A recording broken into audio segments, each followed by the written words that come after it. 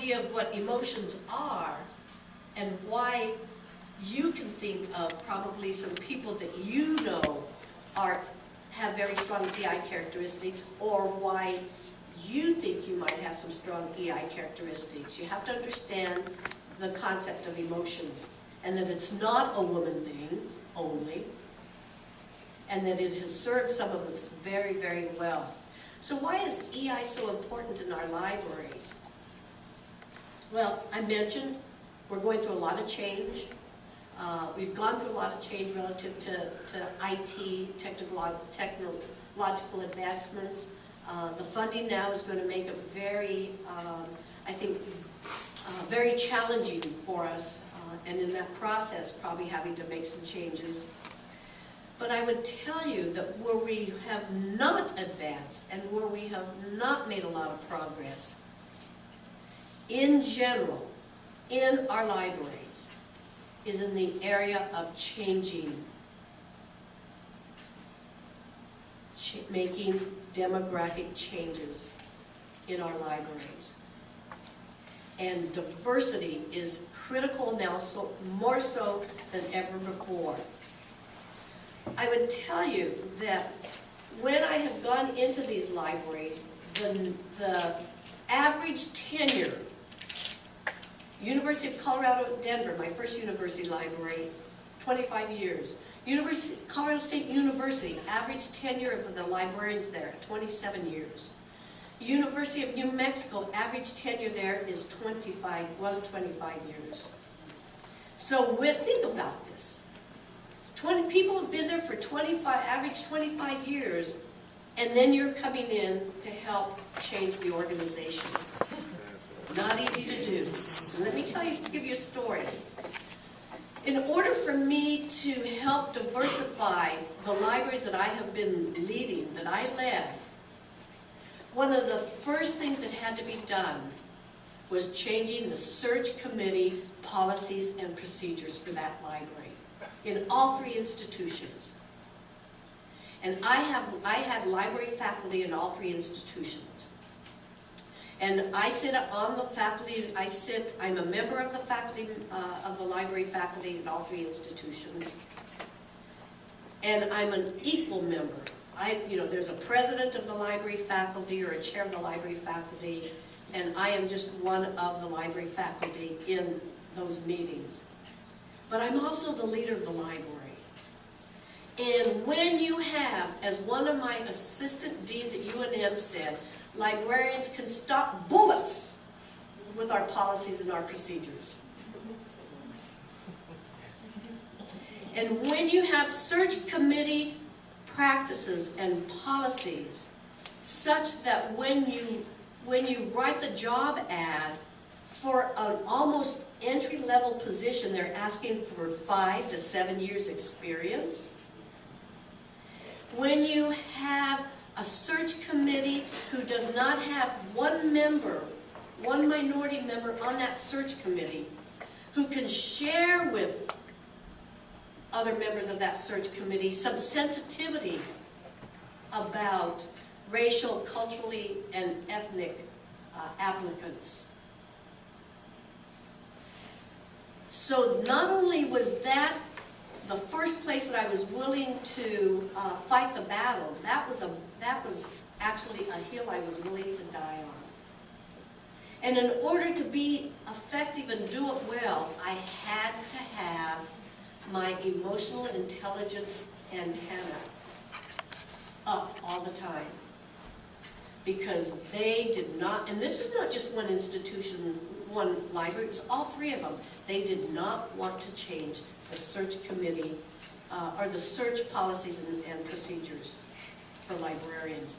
And that was the only way that I knew that we could start bringing in diversity candidates. Because as you well know, there aren't a lot of us out there. In the scheme of things, there aren't a lot of us out there. And I would say, I'm not asking you, well, we're going to be compromising our standards. I'm not asking you to compromise your standards. What I'm asking for is I'm asking for you to allow exceptional people to apply. You can still bring bring candidates in that have 5 years or more of experience. But if you have a diverse candidate who has 2 or 3 years of experience and has done an exceptional job where they're at, then why shouldn't that person be able to compete for the job? And in order to do that,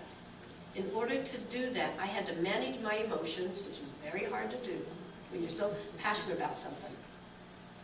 Where I learned how to manage my emotions was probably when I was maybe 5 or 6 years old. I remember the associate dean at University of Colorado at Denver, after each faculty meeting, she'd come into my office, she'd just start shaking her head. She says, I cannot believe that you can sit in those, hearing you rant and rave before you go into those meetings, you can sit in those meetings with such a poker face. When I know what you're thinking and what you're feeling. Now this is before I knew what emotional intelligence was. This is way before I knew what that was. But it was important for me in those kinds of highly volatile discussions in every place that I've been, that I maintained that. I managed my emotions. Okay? And I learned that because my sister was 3 years older than I, and I idolized her. But what she would do is, and I hope some of you can identify this with this, we'd be in a room and my father's here, my mother's here, and we're talking to whatever, and she'd be behind them in the doorway, and maybe I was getting scolded, maybe, who knows. But she would be in the doorway making fun of me. And I would say, look at Joyce, look at her, look, she's making fun of me. And my father would say, are you going to let her get your goat? In retrospect, that was managing my emotions. He was teaching me how to manage my emotions. It took a long time because she got my goat a lot.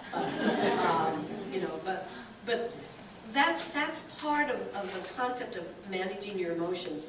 To change things, I am convinced, based on my experience, based on people that I know who are emotional intelligent leaders, you have to pay attention to your emotions, and you have to pay attention to other people's emotions.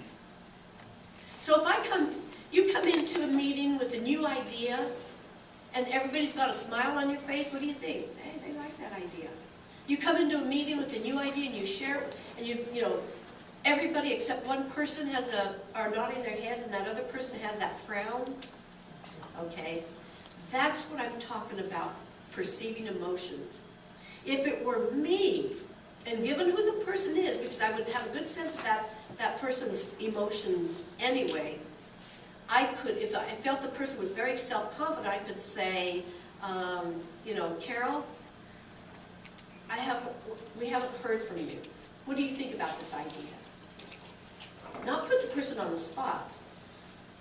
And if it's somebody who I know is not comfortable with that kind of approach, afterward I would pull the person aside and say, let's talk about this. I think you might have some concerns. That's what this is about. Is that not common sense? Is that not common sense? That's what this is all about. This EI theory is just common sense. So you have to pay attention to your emotions and to their emotions. Now, EI is important to libraries, okay, because it's linked to transformational leadership, and I mentioned this earlier. And transformational leadership is about dealing with change in any kind of capacity. You can use these characteristics in your home environment. You have teenagers, good practice. You can use this in your work environment. You can use this in your service environment, when you're working with committee members, when you're chairing a task force, when you're just sitting on a task force. Students, you can use this when if you're doing a group project. And I think as you're starting to think about who would I consider to have EI characteristics, that might come into play. Now, I'm having a hard time advancing.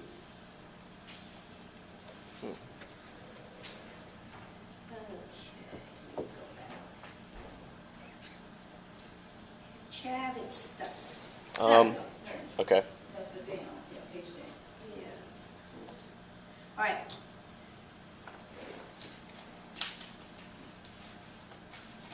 In order for you to understand this theory a little bit better, and I alluded to some of this, there are 4 pillars, and sometimes you'll hear about 5 competencies or 5 pillars.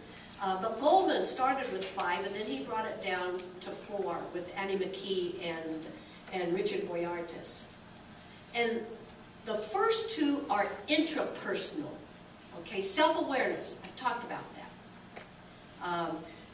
Knowing your own emotions, knowing your quirks, knowing your weaknesses, your strengths, understanding how you might be able to influence others, the impact that you might have on somebody. That's the self-awareness, okay? And relative to diversity, what kind of impact can any one of us in this room, what kind of influence might we have in terms of our fellow students, in terms of co-workers, in terms of friends?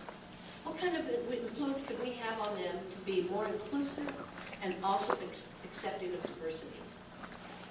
Because I see emotional intelligent leadership and diversity working hand in hand.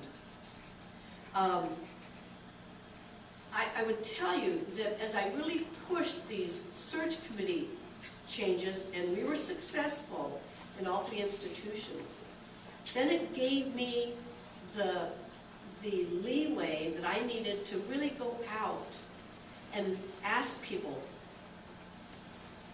I have some jobs coming up. I want you to apply. We have lowered the requirements in terms of years of experience. I hear good things about you. I'm talking one-on-one with minority colleagues, minority librarians. But once they came on campus, once they were hired, in terms of engaging the differences between each of the employees in the libraries that I led, I had to be very careful then not to be perceived as giving preferential treatment. Okay, but there's a difference for me. Being perceived as giving preferential treatment is in a room full like this, and then really showing that I'm preferring one person over everybody else in the room. No, I wouldn't do that. I wouldn't do that. But pulling aside that one person, because that person is the only person of color on the library faculty, and mentoring that person, and helping that person, and getting other people to work with that person so that they will be successful as an academic librarian in the library that person was hired for. That is not preferential treatment. That's a commitment to diversity.